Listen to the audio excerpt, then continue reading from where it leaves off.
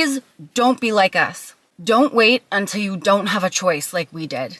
I'm Nicole, and this is my husband, Kyle, and we used to be morbidly obese.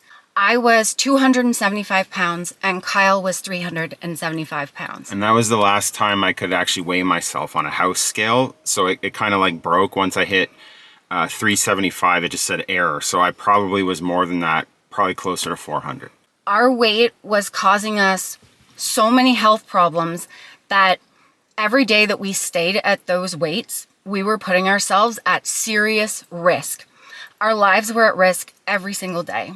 For me, I had plantar fasciitis so bad I could barely walk. I was hobbling around on one foot. I had knee, hip, back problems.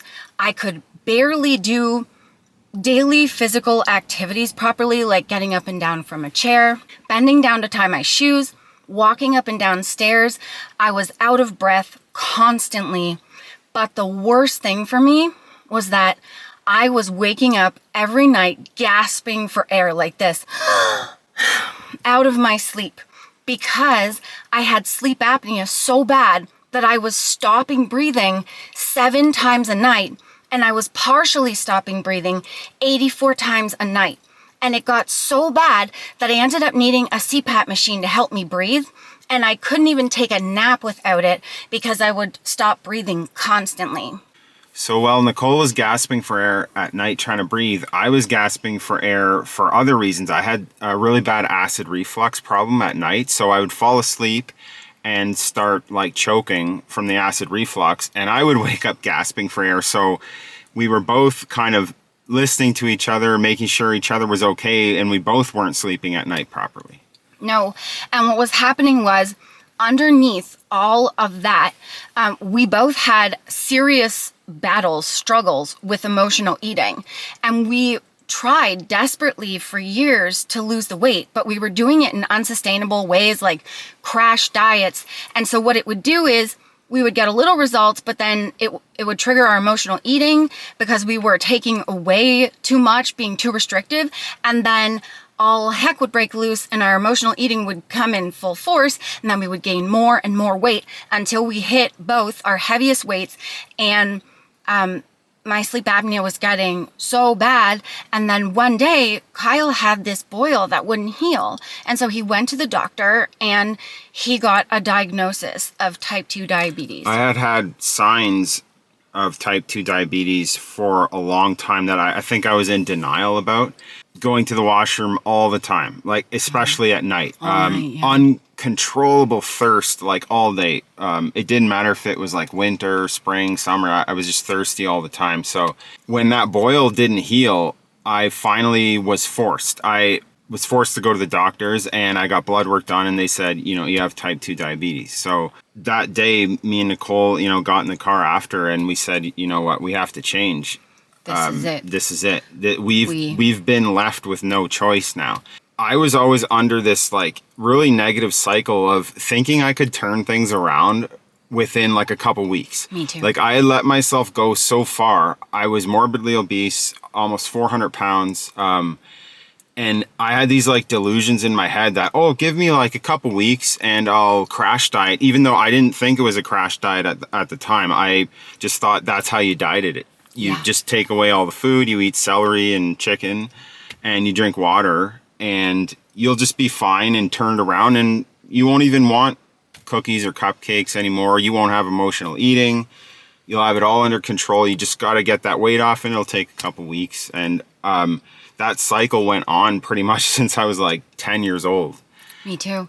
I think it was a way for me to be in denial and to keep putting off looking at myself and basically taking care of myself and loving myself and dieting in a sustainable, healthier way, which I didn't think I was worth at the time or for a lot of decades.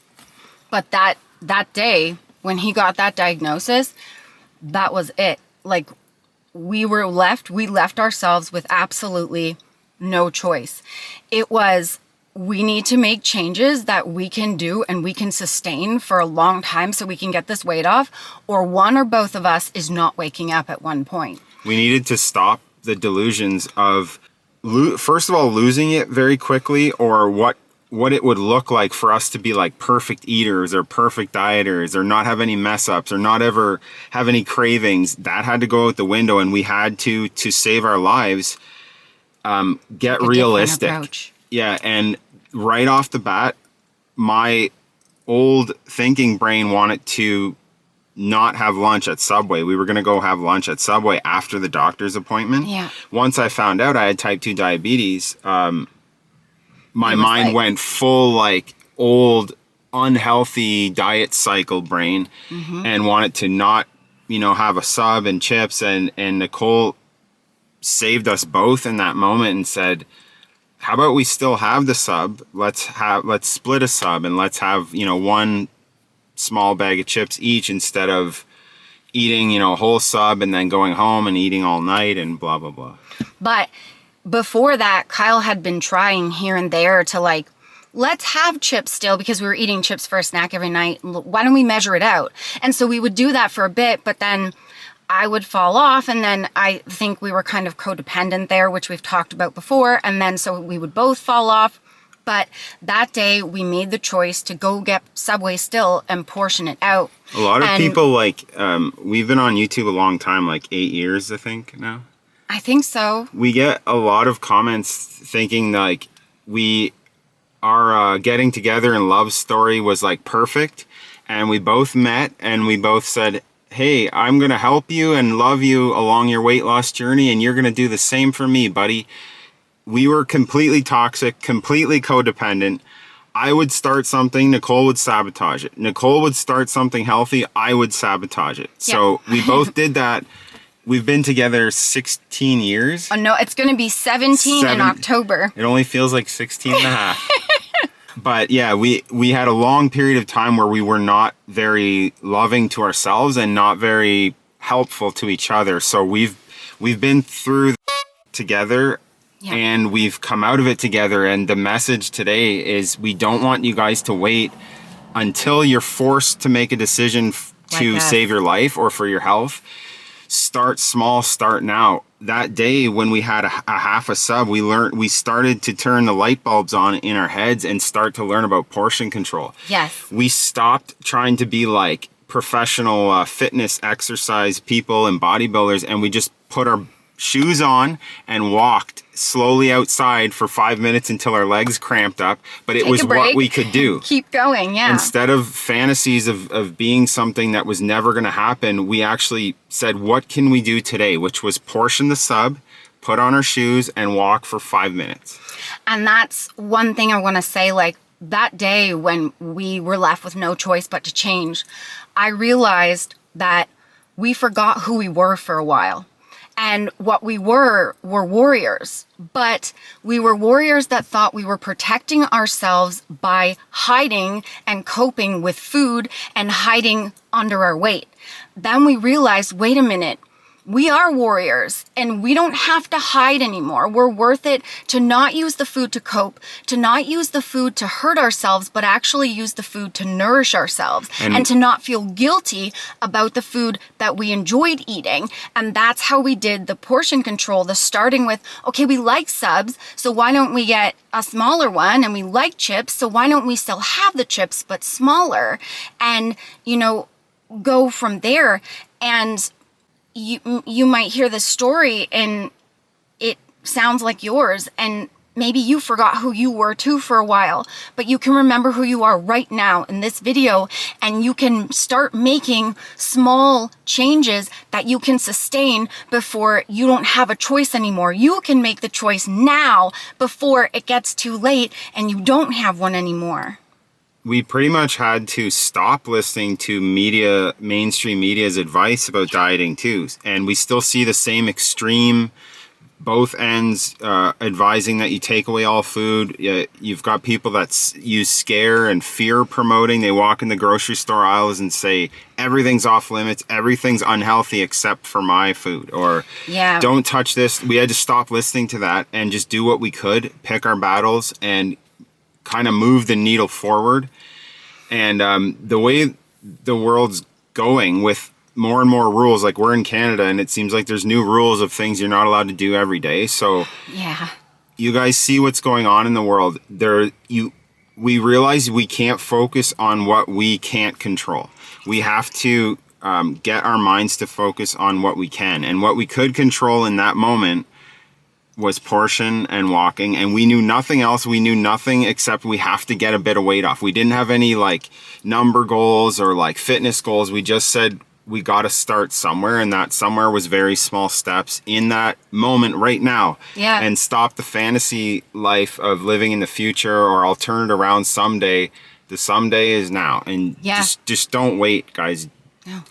It's not a punishment. So why I waited and why Nicole waited for a lot of years is we were kind of scared because we thought it was our life to be a punishment. Our life was going to be miserable, but it actually was the opposite. It actually is a lot more fun now. We still eat all of our favorite foods. We just pick our spots. Yeah, we treated weight loss like a punishment, which is why we always tell you at the end of our videos, like, weight loss should never be a punishment. And we thought that was how it was supposed to be. We listened to the media. We got scared of sodium, of processed food, of margarine, of all the things that they say to not eat, of artificial sweeteners, all those things. Anytime that we worried about that stuff and we took it away, it backfired. Time and time again, we failed because we were scared of food. We felt guilty for eating things that we liked. And we finally had to go, okay, we have to get rid of this guilt and we have to choose food that we like because it's the only way we're going to save our lives. We are aware. We're like slowly tweaking things now. We're aware of what's healthy and what's not. Absolutely. It's just we choose not to get stuck in the weeds or stuck in the bog on diet pop. Processed, artificial sweeteners, sodium, all that stuff. Because for us, our unhealthy was being morbidly obese, was being at risk of not being here anymore. So if drinking diet pop was going to save our lives, that's what we were going to do. And if you watch like Nicole's full day of eating, the recent one, like, it's really well balanced. We're very balanced. I eat the exact same. I just eat a lot more protein than her because I'm 225, 230 pounds, so I need a lot more protein. But I eat basically this. We eat the same foods. And our day is very balanced. A lot of people like to pick out some of the things that the weight loss industry says is unhealthy, but for us, it's about balance. Balance in eating in portion. You know, we count calories now, but we ate portion to lose the weight. And we both were able to lose 130 pounds with portion control and keep it off for 8 years. Start today. Make a small change that you can do. Is it drinking 1 extra bottle of water a day? Is it measuring your cream in your coffee instead of pouring it in without knowing how much you're doing? One little change that you can sustain, 1 less piece of toast, 1 less cookie a day. Any little thing that you can do, walk for 1 minute, do a lap up and down your kitchen or something, anything that you can sustain and be consistent with. And that will lead you on the road to building more and more small changes on top of each other until you can sustain and start getting the results you want, like Kyle and I did. And if you want to know exactly, exact meals and portions that I ate to lose the weight, I do have a weight loss ebook called The First 50. It's exact portions I used to lose my first 50 pounds.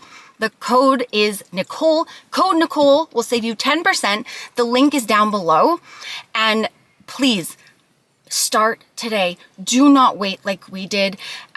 If we could go back and change it, we would start with very small changes way sooner than we could.